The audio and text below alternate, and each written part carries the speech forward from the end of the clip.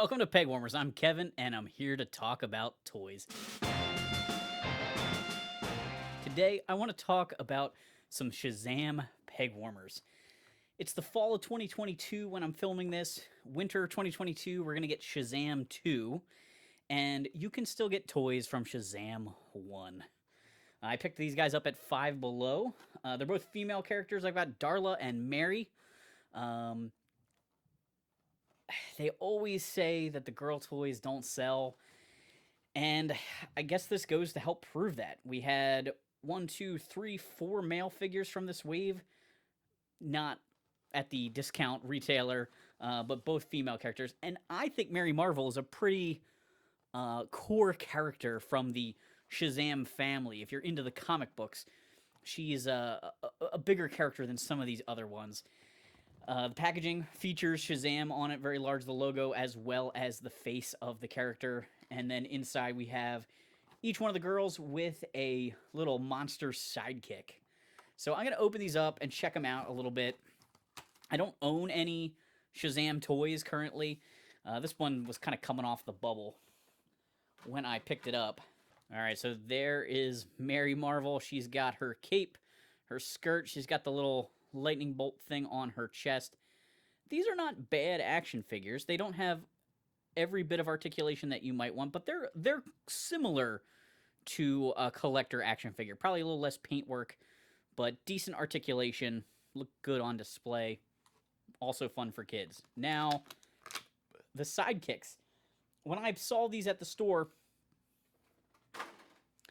I thought these were just pack-in guys like the old Kenner Ghostbuster ghosts, but they're actually, according to the package, like sticky hands.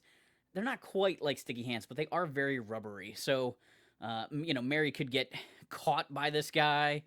You can stretch it around her, but it's not super playable. Obviously, there's no paint apps.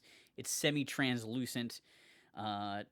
Stands pretty well. It is a little sticky, so it does stand to stick to the table a little bit or the shelf. I have a feeling these things would get really gross, though. You know, kids play with toys in the yard or in the living room, and pet hair or lint from the carpet and things could get stuck to this guy. He's not super gooey, so I don't think he's going to damage the carpet unless maybe he, like, lays there forever in the sun. And I don't know if they would melt or not. I guess that's a decent pack-in. You get a battle in the package this way. Which is why the Ghostbusters came with mini ghosts, and many toy lines do this kind of little buddy kind of pack-in or little enemy.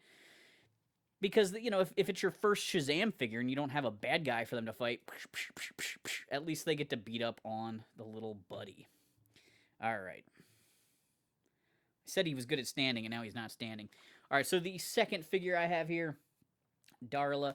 Let's check her out. I'm wondering how much tooling they share. I think this one was resealed also. There's like scotch tape on this. That's a mess. So we've got Darla out of the package now. She seems to have the same cape. I assume the same chest. They have different arms because Mary has sleeves. They have different gauntlets. They have different boots and completely different legs, different waist piece. So there's a fair amount of uniqueness to these, which is nice. That was probably smart of the costume designer to make them a little bit more unique, to make them seem like individual characters. They didn't get a ton of screen time. I think in the second movie, we're going to see these characters a lot more. Maybe that will help sell these characters a little bit more. It's a shame because girls need representation too. We have some different ethnicities here, which also helps with representation. But the general action figure audience just isn't necessarily looking for maybe these characters. I actually really like Darla's little buddy or enemy. He's kind of an orange monster with 4 arms.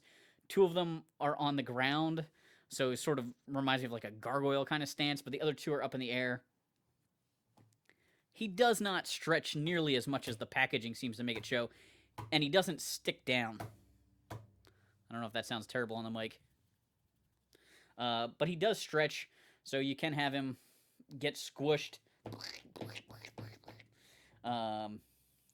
But I don't see the playability of these little guys as much as is kind of spelled out on the package. Back of the box here shows specifically Pull and release. Oh, they're not telling me that it's sticky like a sticky hand. That's what I was thinking when I didn't actually read it. It's like a stretch and fling kind of thing. Whoops. That didn't work. That didn't work that well either. Let's try it one more time. Can we get this anywhere near the camera? Come on. This is not working well. Oh! Alright. And that's your Pegwarmer Spotlight. Make sure to subscribe if you have not. Make sure you hit that like button. It really does help show this channel to other people. If you have the ability to throw us some additional support, consider joining the Patreon. There's bonus content there. That really does help us with the channel. We're kind of rebranding and going in a new direction. We've done a little bit of retooling. Not every episode will be like this, but just trying to kind of get things up and running again since our hiatus. Thanks for hanging on the peg with me.